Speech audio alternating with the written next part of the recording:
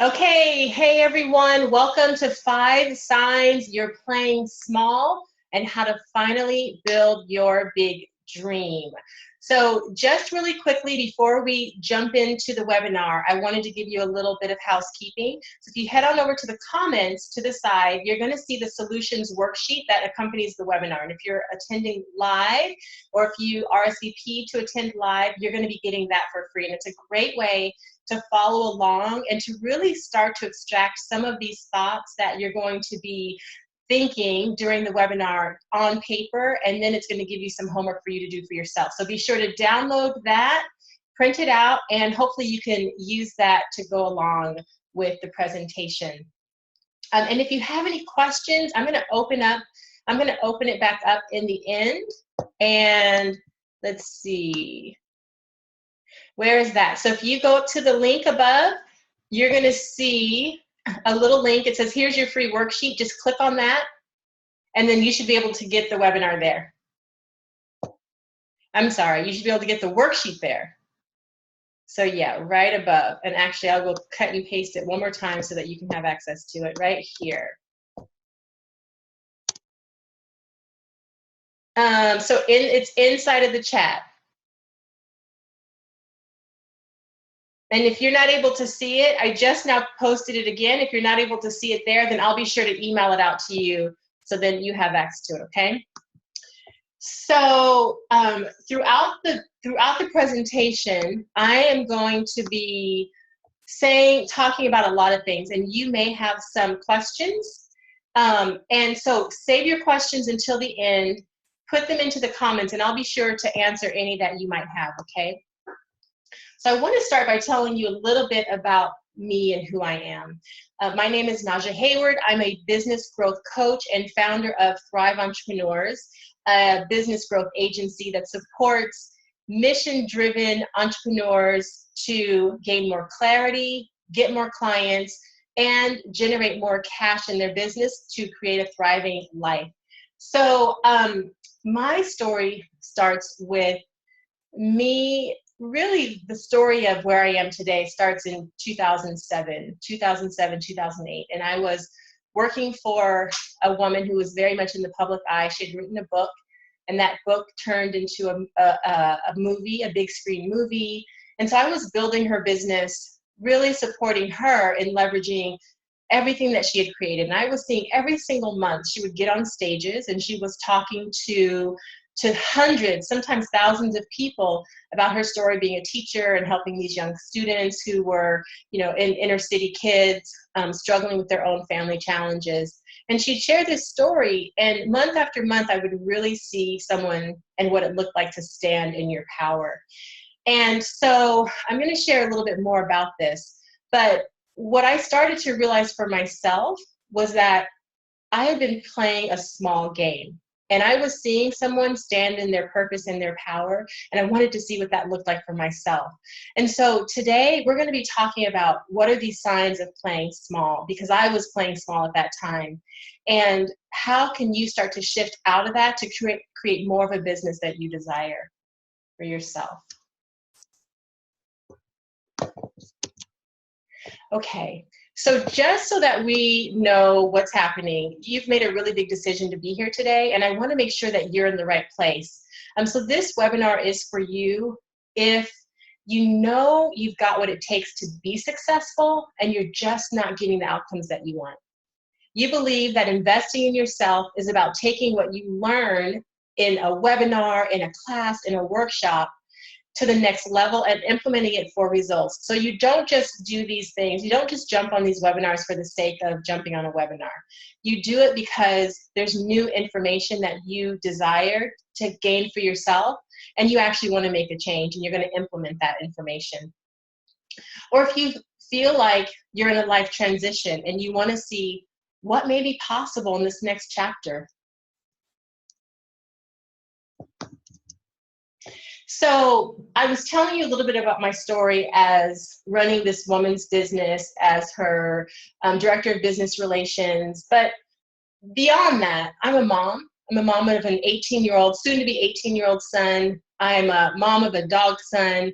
I'm the founder of a tea company. And that's really where seeing that woman, that teacher in her purpose helped me see a vision for what I wanted to create for myself. And so I ended up creating this tea company, and in a short amount of time, and this is this picture in the center with my 2 first interns that worked for me.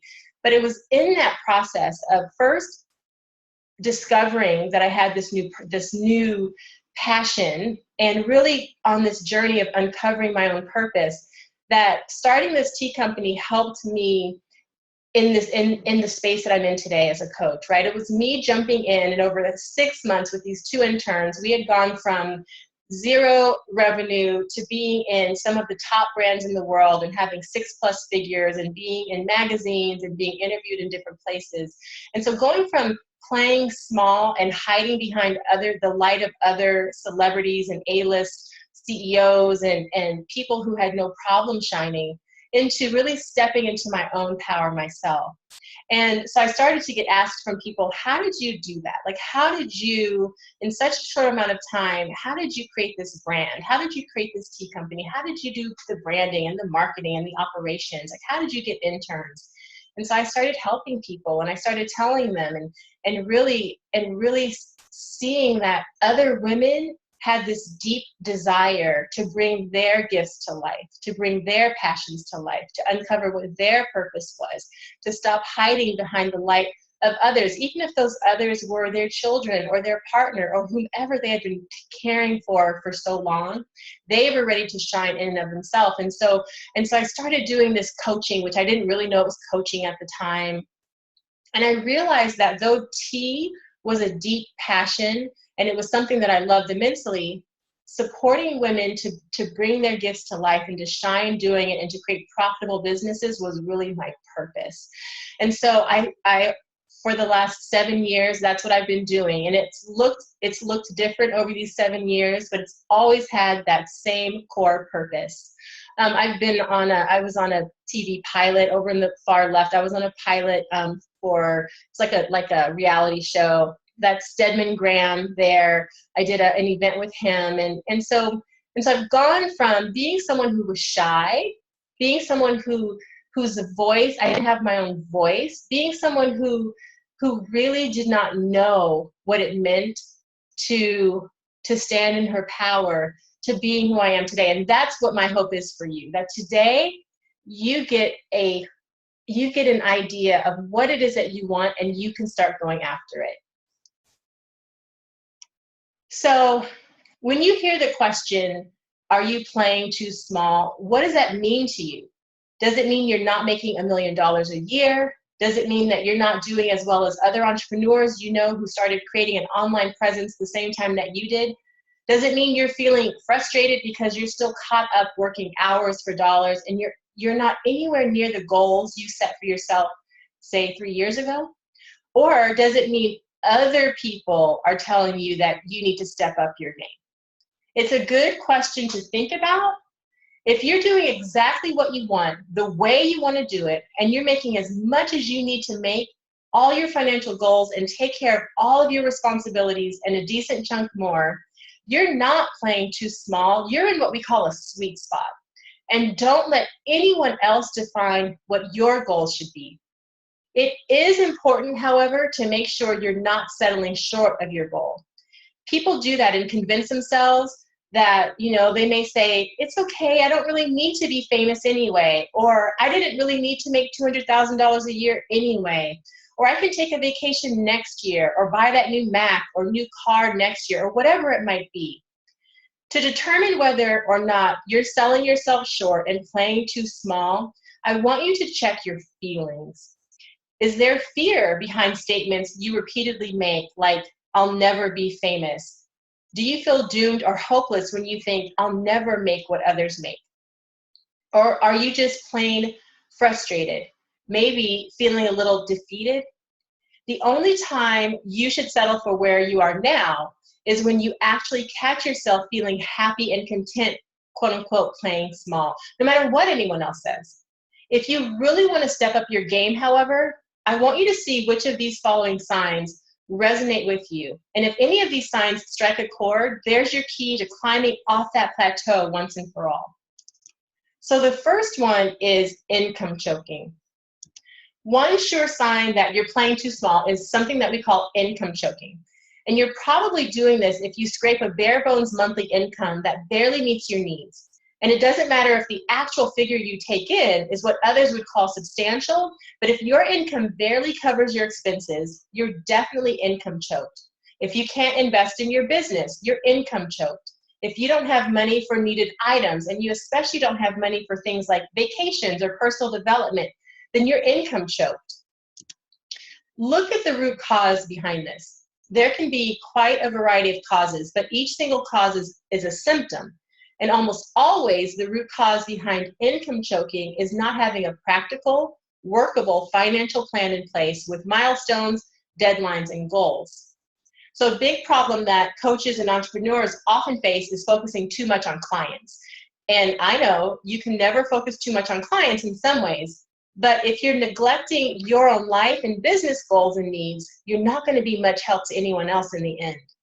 What will happen in all likelihood is that without adequate finances to make sure you can take care of your business and your own needs, you're going to burn out.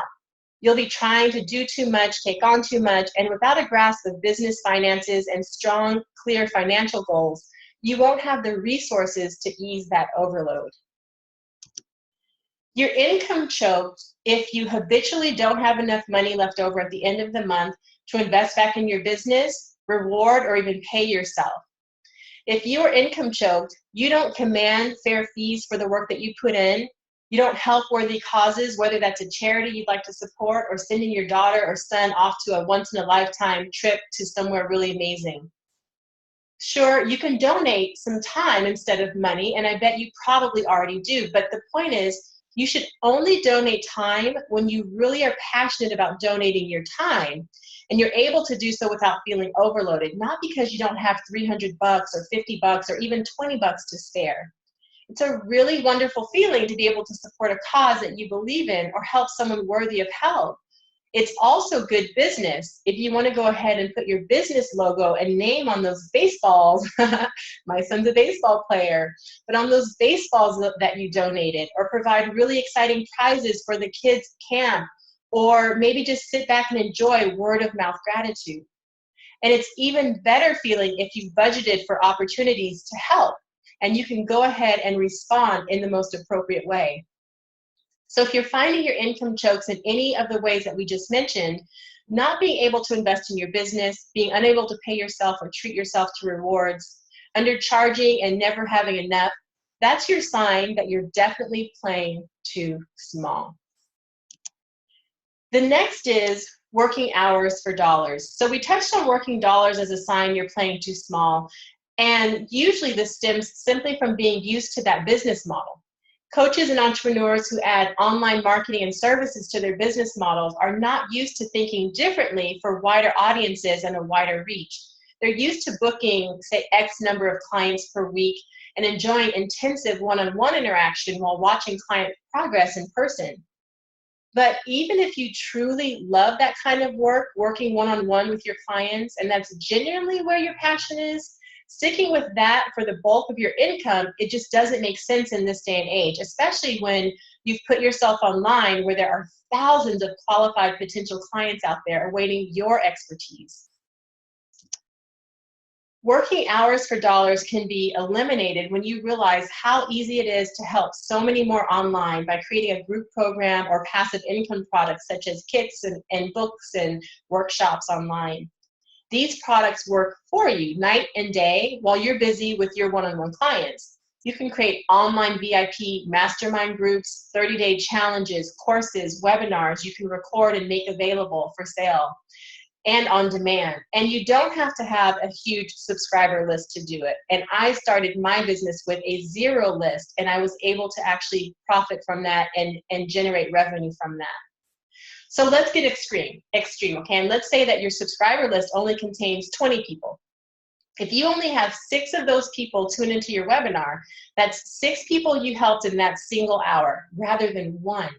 And then you can make the webinar recording available as a sign-up incentive. So it's helping even more people on a daily basis as more subscribers trickle in.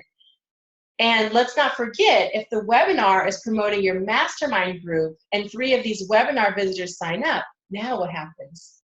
So the truth is, with a little promotion, you can increase those subscribers. You can increase your visibility, and you can get a heck lot more people than 6 attending your webinars. But creating passive income is just a strategy, not the solution to help you break the hours for dollars mindset.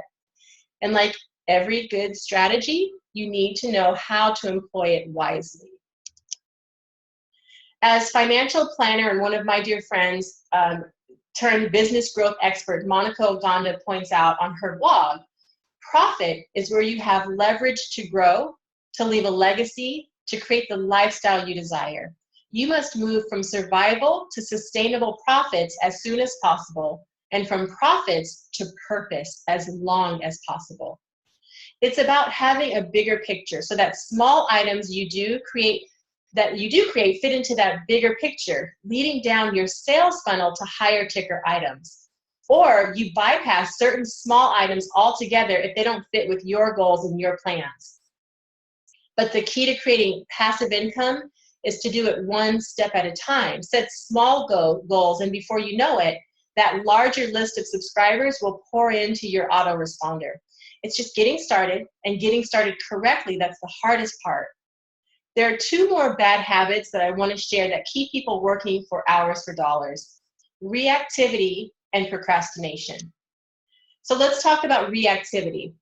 It leaves you always scrambling to catch up so that you never have time to plan, or you think you don't have time to plan. Reactivity leaves you unable to say no, unable to see when others are trampling your boundaries, and always feeling inefficient, feeding feelings of failure you may already experience deep down.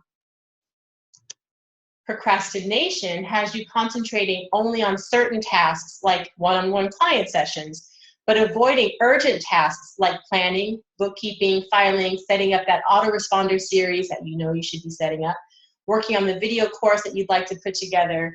You end up avoiding tasks instead of outsourcing them, which if you're a financial planner and your financial planning was in place, you'd definitely be able to afford to do. So working hours for dollars may be a sign of having a big heart and trying to meet everyone's needs before your own, but you'd probably be the first one to tell a client in that position that it has to stop, right? So working hours for dollars is a sign that you not only haven't gotten a solid plan, it's a definite sign in almost every instance that you are playing too small. The next is hiding your light. And I shared in the beginning a little, very brief part of my story about hiding my own light. If you were brought up to not boast about achievements, not blow your own horn, or to always put others ahead of yourself, you may be guilty of hiding your light.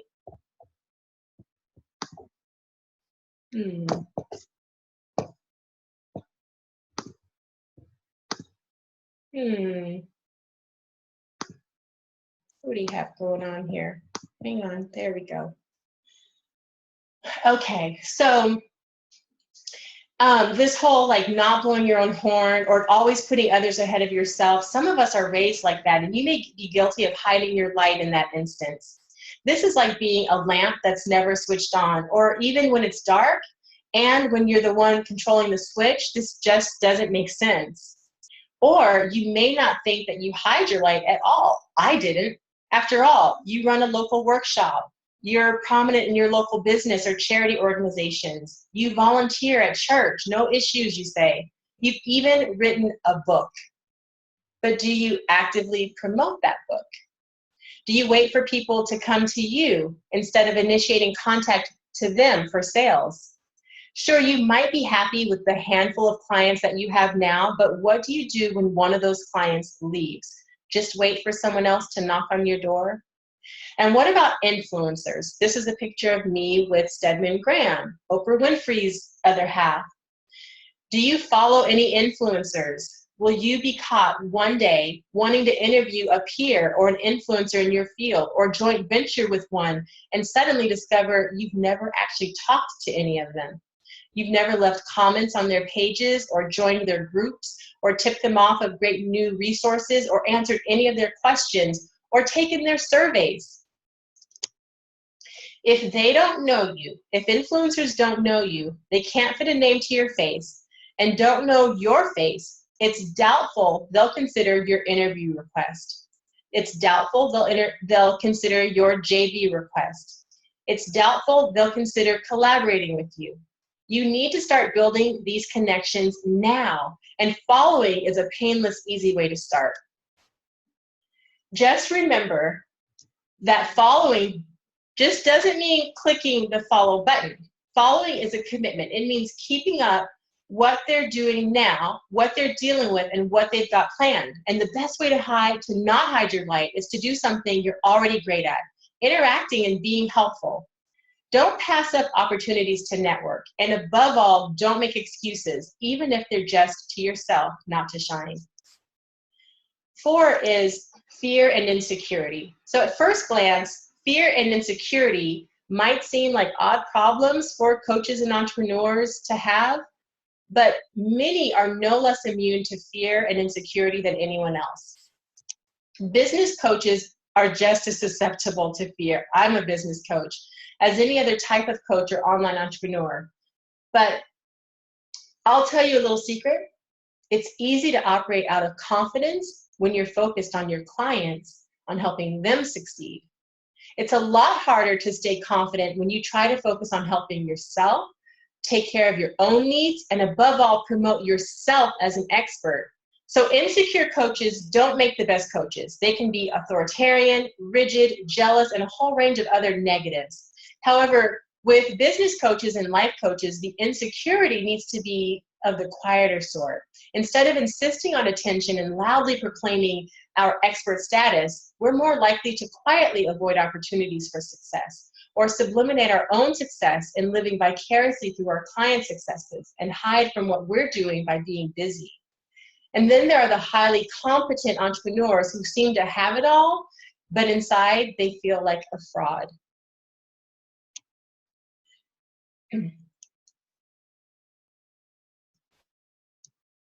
So this is what we call the imposter syndrome, and it's a common phenomenon amongst high achievers. This group of high achievers can be the biggest experts in the world, but deep down, they don't believe they're anything special at all. In fact, they feel like complete frauds, and their big fear is everybody's going to find out. The term imposter syndrome was coined in 1978 by 2 clinical psychologists, Dr. Pauline R. Clance from Georgia State University and Suzanne A. Imes, who noted that these high achievers had an inability to internalize their accomplishments and a persistent fear of being exposed as a fraud. So even in people who don't think they suffer from insecurity, and particularly not from imposter syndrome, it's like peeling layers off the proverbial onion. Peel another layer or 2, and you may find symptoms or signs that deep down you don't have lingering confidence issues or fears, or that you do have lingering confidence issues and fears. You might have vestiges of imposter syndrome if you make a point of never showing any sign that you believe in your own expertise. You're habitually feeling like you're wearing a mask and trying to be all the things to all the people. You think that your abilities are fake, even because things seem to come too easily. Watch for dismissive statements from yourself like anyone can do that, or because you put on a mask, that is, change your behavior, or because you change your speech patterns or even your dress to mirror others, which makes you feel like a phony baloney Joni. So some other signs. Feelings as if you need to work twice as hard, which can lead to perfectionism. I am a perfectionist in recovery, and I know this all too well. Obsessive compulsive behavior and the inability to ever relax. Other signs also are discounting compliments on one's work while you attribute another, more cynical motive to the person giving you the praise. So if you're not familiar with imposter syndrome and you look it up, what may strike you the most is how all of the different types of imposter syndrome behavior point to self-sabotage, what the Harvard Business Review calls creating an exit strategy. If you have a history of leaving jobs ever so, like every few years, so it doesn't matter what reason you're giving yourself for this tendency, you may want to self-evaluate and get to the bottom of why you feel you have to go. Look for internal statements such as, I'm really not up to this and they're going to find out. The real problem is not the achievements, which to the outside world can look impressive. It's the feelings of secret worthlessness inside. And these can run so deep that we think we've rooted them out, only to find there's another layer or another 2 layers quietly whispering to our subconscious minds. So who's at risk for this? Anyone who's been in an online coaching world for more than 2 or 3 years, or online work, or an entrepreneur for more than 2 or 3 years, and is still exactly at the same level of income and reactivity that they reached soon after startup. That's a clear indicator that something's not working for you. So do sit down and figure out what that crippling agent can be. If you are an overachiever or suspect you have imposter syndrome, realize that no matter how much you achieve right now, it may never feel like enough. It's important to face the causes behind such perfectionism and make a conscious decision to create that change. And even if you don't have imposter syndrome, you can be just as stalled and hamstrung by a simple fear of success. Going to the next, which is a fear of success. It can be just as crippling and frightening as other types of insecurities. It can manifest in other ways, for example, making excuses as to why you're not successful. This can also be a form of giving away your power to other people, especially if those excuses put the blame outside of yourself. This is not to belittle genuine catastrophes and situations that derail people in life, or horrendous backgrounds you need to work twice as hard to overcome. That's my story. However, the big difference between people who succeed after catastrophes and those who don't is that the people who succeed do not remain stuck. That's not to say they don't bounce back in a week. It takes different people different spans of time to recover from disasters. But no matter how long it takes, successful people eventually come to the point of not allowing the disaster to rule them and moving on with their lives. The next are labels. Labels can be just as harmful as anything else. So watch out that you're not embracing negative labels, and applying them to yourself. Successful people focus on problems objectively, not with blame, and labels are usually all about blaming and shaming. From parents or teachers, the popular kids in school, and even from abusive bosses or coworkers, especially clearly in your working life. What's really harmful? When you keep the labels thrown at you and you use them on yourself. So fear has many faces. Sometimes it masquerades as achievement. Sometimes it turns us into victims or paralyzes us completely. But as William DeFore says on his site, goodfinding.com, just beyond the veil of your fears and negative perceptions, there resides a world of phenomenal power and possibility. I love that quote. The next is objective self-evaluation. So objective self-evaluation is the exit door out of this fear trap. Successful people who play big know how to face their weaknesses and faults, and they say, I made a mistake better than anyone else on the planet. They make a habit of facing their own shortcomings, omissions, mistakes, and faulty judgments. But instead of beating themselves up about these things, they approach them in a solution-oriented mindset. They say, I'm doing such and such now. What can I do differently? What do I need to change that gives me the outcome I want? So if you're still playing small, time to look inside and root out all those negative voices. See where they come from, make amends with your past and your present, and do your own reframing. The next sign is putting other people's agendas first. Lots of almost successful coaches and entrepreneurs have this problem. Sometimes it's fear-based, a way to give ourselves permission to hide, and sometimes other feelings and beliefs fuel it. If you find that you actively harm yourself and your business by always putting other people's needs before your own, it's time to step back and take a second look at this pattern. You don't need to spend hours on an analyst's couch, however. You can, but you don't need to.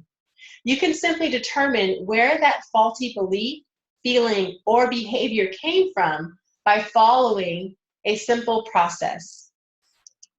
So we talked about reframing a little bit earlier, and here's how to reframe in 6 easy steps. Next time you catch yourself berating yourself with negative self-talk or making a familiar excuse, stop yourself. Ask, is this really true? Example, is this really true? Am I really stupid? And that's an extreme, but that's an example. And be sure to answer aloud, no, I really am not stupid at all. Sometimes simply doing this, simply doing this, every time you catch yourself internally beating yourself up with the repetitive negative thought, replacing it with a factual correction is enough. If you have to, however, you can also prove your new truth to yourself. And I do this a lot with my clients. An example is it really true I'm a failure? No. In fact, asking myself this question right now and facing my habits proves I'm not a failure. I'm a proactive learner who's changing negative patterns. We all experience vilification at some time in our lives. Even Olympic athletes are not exempt. Witness the French pole vaulter, Renaud Lavillenie, who was booed every time he appeared by the largely Brazilian crowd in the 2016 Rio Summer Olympics. And again, when he accepted his silver medal. The crowd actually reduced him to tears. And this guy he's pretty used to toughing out injuries, working out under all kinds of conditions and facing obstacles and persevering. Yet this crowd made a game out of booing him every time he appeared for no apparent reason. It's understandable that he broke down on this occasion, but does that crowd deserve to dole out abuse? Absolutely not. Was the crowd right to resort to mass bullying, jeering at someone else's hard-earned victory? Of course not. Yes, it hurts, but your inner booer has probably long since fallen silent. So don't give away your power to him or to her now. Your inner bully has taunts, and it taunts you, and they're no more accurate or right today as they were back then. You can bet this pole vaulter isn't going to hide for the rest of his life because a bunch of yahoos behave like bullies, and you don't have to keep hiding yourself. What would you say to one of the people booing if you could? Probably something like, hey, this guy worked really hard for this, and his silver medal proves that. He's the second best pole vaulter in the world, while you're just a mean person who gets their power from being a bully. So be quiet. Do that to your own inner bully. If you have to do that, speak to that person. Stick up for your own inner child. And remember that bullies are never reasonable. They're never fair, and most definitely, they're never right. So identify where you got the negative label, feelings, and beliefs. Whose voice do you hear when you beat yourself up? Who really said that to you? Sometimes even one incident can stamp a negative label on our brains. Was it something you were taught in school by a frustrated, angry teacher who would rather have been deep sea fishing for living off the Florida Keys? A parent given to belittling you? Were you the family or class scapegoat? Was it something you heard again and again like a vinyl record stuck on replay? No matter whose voice you hear saying those things, they probably originated in childhood, said by fallible people with problems of their own. So asking yourself, was this source credible? Was he or she right? At this point, you should help yourself realize that no, they were not. Anticipate change. Ask yourself, what could be different without that negative belief or conviction? What could you achieve? What will being free of it allow you to do? And visualize this positive change. Realize that you can literally just toss away that outdated belief or habit and choose a new proactive one to replace it. Banish the negative beliefs. So there's a process for banishing negative beliefs, so try it out, no matter how silly it seems. Say, no, I am not, and then whatever the false statement asserted is. Follow this up by stating your new reality, the one that replaces the negative thought. So an example is, No, I'm not doomed to fail. I have as much right as anyone else to follow my goals, and I'm following them now. Next, you want to look for supporting proof. You can also back your new statement up immediately and in the days to come by adding facts to support your new belief. This is especially important if you have imposter syndrome and have trouble believing good things about yourself in your future. So a simple example for this is, I'm a success today. I took care of all 3 priorities on my to-do list. This proves I can keep my promises, especially promises to myself. So after a week of using your to-do list effectively, you can build on your statement by adding, I've done all 3 priorities on my to-do list every day for a week. And don't belittle yourself if your success is small, like this. Small successes are the foundation stones of great ones. The next is smile when you say your new belief. Now, this might feel phony at first, but we tend to subconsciously adopt the same facial expressions every time when repeating mantras. So make sure your new mantra comes with a positive facial expression. Straighten your shoulders, smile, tap your ear or your wrist or your heart while you say the new positive thought, just to physically connect you in the here and now with the new thought. Until we A, identify negative or faulty thoughts, and B, determine where they came from and if they're valid, and C, replace them with new, more realistic beliefs, we'll always end up putting other people's agendas first. So not investing in yourself. Even if self-talk is mostly positive, you can still keep yourself playing too small by not investing in yourself. This can take almost any form, from not purchasing equipment that you need or hiring help that you need, to not getting enough sleep and being a workaholic. Not investing in yourself is not investing in your business. Worse, it can actually be sabotaging yourself.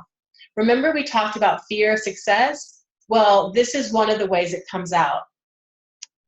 One way to invest in yourself and simultaneously make sure your business goals are on track is to see your own coach. See her regularly, even if that regularly is half a dozen times a year. And if you haven't got a coach, it's time to get one. Another way is to develop your skills. Take courses relevant to your main passion that will ultimately help you be more useful to your clients, as well as allowing you to charge more if you wish. Developing your skills mean you can put clients first in a healthy way, being twice as effective as before. Now here's a big one. Invest in your health, and that's vital. When you're healthy, hydrated, and well-rested, you'll have more confidence and make better decisions. Exercise not only helps oxygenate our bodies and de-stress them, it also stimulates the right brain, the center of creativity. If you've ever noticed that your best ideas come to you while you're walking the dog, doing the dishes, or having a shower, that's the right brain slipping through to say hi, while your critical, picky left brain is busy with that mechanical task. Another sign you're putting other people's agendas first, and this is the biggie, is not saying no when you need to say no. It's one thing when you agree to give your daughter or your son a ride to their soccer game or to a baseball game in bad weather, even though you were planning not to. It's another altogether to say yes to taking over as the head of the PTA when you are already overloaded with responsibilities and don't want to make such a commitment.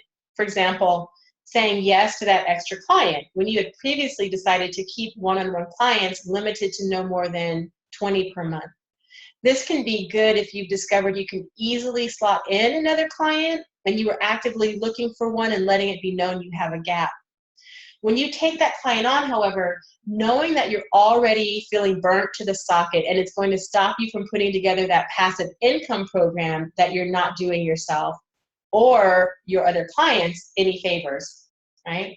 You risk tiring yourself emotionally and physically as well as draining your health. Another way that we coaches and entrepreneurs often say yes when we really need to say no, that our clients who hit us with an urgent need for reduced fees, payment plans, or even postponed payments. That's called the quickest way to make sure you keep struggling in survival mode. Remember that the best transactions involve reciprocity, fair value for equal value. Reducing fees and undercharging will attract people with scarcity mentalities 99% of the time, and these don't make the most proactive clients.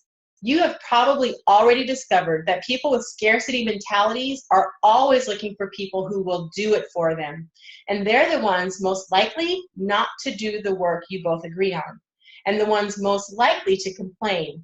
Sure, they're probably struggling with self-limiting beliefs and negative voices themselves, but unless helping people with that specific problem at that specific stage is your life's dream, passion, and business goal, honor yourself, your skills, and your own hard work, not to mention your fellow coaches, and just say no. Charge what you're worth, and you'll attract clients who appreciate your skills and experience, ones who will energize you with their progress and success. Okay, so to recap, faulty thinking almost always comes from your past, from childhood, or from early toxic relationships, work, personal, or otherwise. You don't need to keep investing in outdated, inaccurate self-messages. Replace them with new positive statements to yourself, concrete goals and actions to take, investing in your own business and personal growth, investing in good health, and just saying no. When you say no, here's a rule. Give no explanations. The needy will see any explanation, no matter how valid, as a minor obstacle to be overcome, or a sign that you feel guilty for saying no, which in itself justifies them in their own minds for pushing you. When you give an explanation, you are really telling them, I would if I could, but, and I really want to do this, but what you need to tell them is simply, no, I'm not available for that. Or no, my plate is full. Or really, truly, even just simply, no. Don't soften, don't backpedal. The less you say to the manipulative, the less you open yourself up to being taken advantage of. Just repeat your no statement like the proverbial broken record. Honor your time, honor your energy, and honor your clients, friends, and family by taking care of yourself and giving yourself the same respect you offer to everyone else. Finally, if you feel that being unable to say no or make exceptions or reduce your rates is uncomfortably ringing a bell, make a plan right now for changing this behavior. Write down priorities and goals that you want to achieve in the next month, the next 6 months, and the next year. Take the time to estimate how much time you actually have at the present moment to invest in these goals and priorities, how much time you will need to achieve them. Write down all the things you're doing now for other people that drain you. This is all on your worksheet. Take some time over this. Start with major goals and run through your plans several times until you've identified the smallest time waster that meets someone else's needs rather than your own. Calculate how much time you could create by eliminating these responsibilities. Calculate how much extra income you could make by sticking to or raising your prices and concentrating on clients who can easily afford these rates. Calculate how an increase in income would help you invest in your business. For example, hiring a VA or web designer, buying that whiteboard that you really need, or investing in some workshops. Yourself, for an example, the gym membership that you can never seem to afford after you've paid your bills, those horseback riding lessons, a regular date at your local spa for the day. And your family, for example, having the time to take the kids camping for the weekend and being able to buy that camping gear, paying for summer camp for the kids, taking your husband away for a great weekend together, or buying that great mountain dog that your husband always wanted. So if you actually take the time to do this exercise, which you'll find laid out in the solution worksheet accompanying the webinar, you should find yourself pleasantly surprised and excited, not by airy-fairy dreams that will happen someday, but by the very real advantages you can help yourself to in the immediate future just by changing a few habits. So here's our conclusion. We're going to recap the 5 signs that you're playing too small. The first is income choking, that feeling as if you're always in for survival mode financially. The second is working hours for dollars. This is also a sign of reactivity and, dare we admit it, laziness, even though you end up creating twice as much stress and work by continuing to do this. 3, hiding your light. No matter how busy or active you are, if it's a reactive or passive busyness, for example, volunteering only when people ask you, and they can often ask too many times and too often, or waiting for clients to come to you, then you're definitely not letting yourself shine, not showing them the real you, the one with rich gifts to offer. 4, fear and insecurity. We may not think this describes us, but if we look closer, we might see that we do have some patterns holding us tightly by the ankles, stemming from fear. For example, living through your clients, secretly suffering from even a twinge of the imposter syndrome. And the biggie that keeps you in reactive mode is fear of success. Putting other people's agendas first. This comes from any of the fears we mentioned, from cultural values we were brought up with, from negative reinforcement in childhood that still leaves us with vestiges of low self-esteem, and finally, just from faulty perceptions and being unable to properly, effectively say no when we need to. All of these signs are symptomatic. Doing any of these things, even one, usually means you're playing too small. You don't need to aim for the moon immediately. You can start small too if you have to. Identify and change one negative pattern at a time. You might find that one small tweak is all it takes to get you back on track again with your business progress. Most important, change negative self-talk based on faulty information to positive self-talk that is based on goals and facts. Be good to yourself. Be good to yourself by treating yourself like one of your own clients. If you feel you need more of a plan for authentically growing your business and turning those dreams and those some days into goals you can reach and start acting on today, I'd love for you to take a look at what I have to offer. I want to tell you a little bit about a program that I've put together. It is called From Dream to Done, and it's a quick and easy self-study course. I actually have 2 levels of this. I have the self-study and I have a group program that's going to guide you in creating your personal and professional action plan, making sure your present and your future match up and come to pass, identifying what's missing, how to make sure your business keeps running and growing even when life throws you a curveball, learning to be flexible while still sticking to your goals, and much, much more. So I want to tell you a little bit about this. Here's what you're going to learn to leverage with each module. There's 4 total modules in this program, Dream to Done. Module 1 is building the business of your dreams. We're going to talk about what is that business and what is the dream. Module 2 is dream bigger. What do you really want out of your life? Module 3 is turning those dreams into goals. So now we start to solidify the information and moving away from the airy-fairy into the pragmatic and practical. And then module 4 is making it happen. So module 1, building the business of your dreams. Our objective here is to actually use your dreams to inspire your everyday business action and vice versa. You're going to learn how to get specific when building your business dream plan, making sure that your business vision and model matches your dreams, deciding what impact you want your business footprint to have, making sure you have the tools and information to make informed financial decisions for your business. And this is one where so many of us entrepreneurs miss out on, is really having a clear financial plan, knowing what's coming in and what's going out. How to make sure your business never goes down when you do, and setting up tracking and using it as a positive goal driver.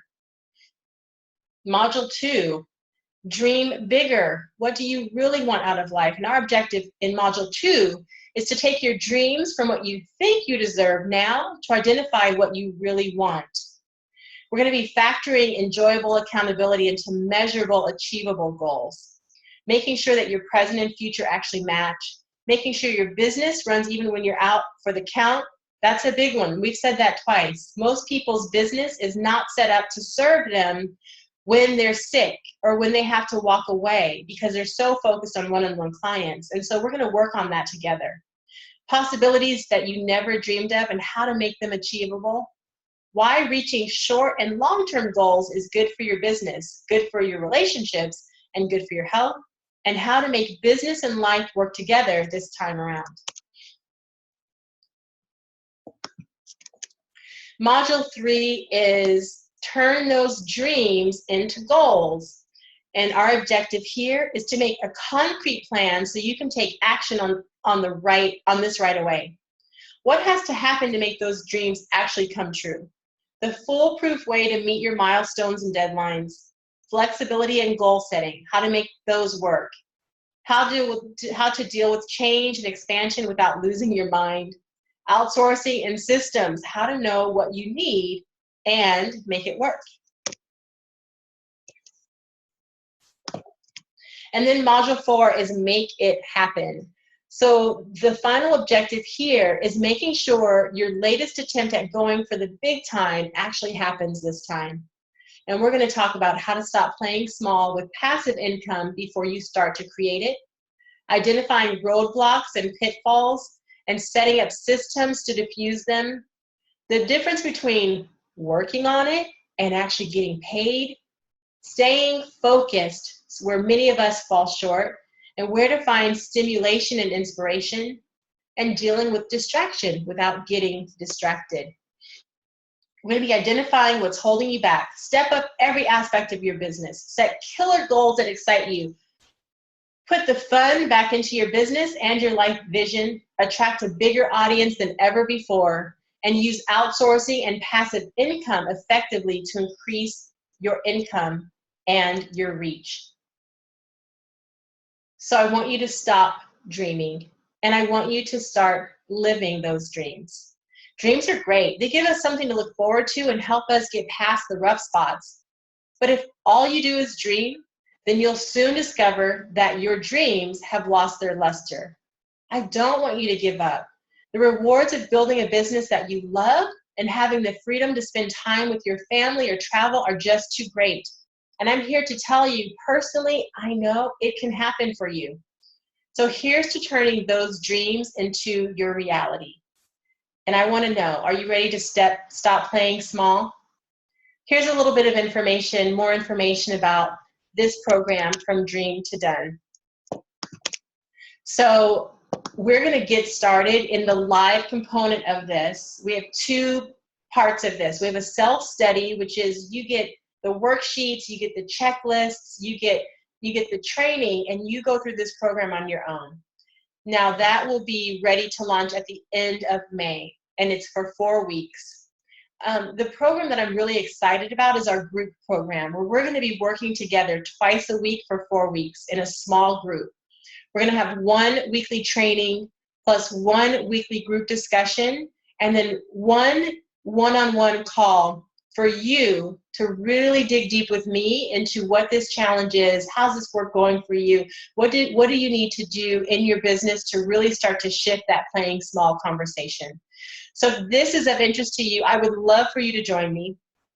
What I'm doing now, and this whole webinar was set up because I started having people ask me after a live summit that I did recently, they wanted to know more about this conversation on playing small. And so I sent out an email to my list, and immediately I had about almost 24 people reply to me. And they had their own stories that they were sharing, and they were saying, yes, I play small. I've been playing small all of my life. I'm tired of playing small. I'm ready to build the business that I want to build. And so I decided to jump in and do this webinar and this program that I've done this program before. It was hugely successful, but I decided to bring it back. And so if you're interested, I would love for you to email me at najahayward.com. That's Naja, N-A-J-A, at najahayward.com. Email me, say, yes, I'm in. Let me know which program that you're interested in. If you're interested in the self-study program, then excellent. You're going to get all of the content. You're going to get all of the trainings, all of the materials. And if you'd like the support and the community around this as well, then I'd love for you to be a part of the group program. You see the prices here. We have the self-study at $497, the group program at $997. If for any reason you need some sort of payment plan, I'm happy to work with you, but I want to get you in because I want to get you past playing small. Okay, so thank you for joining me today.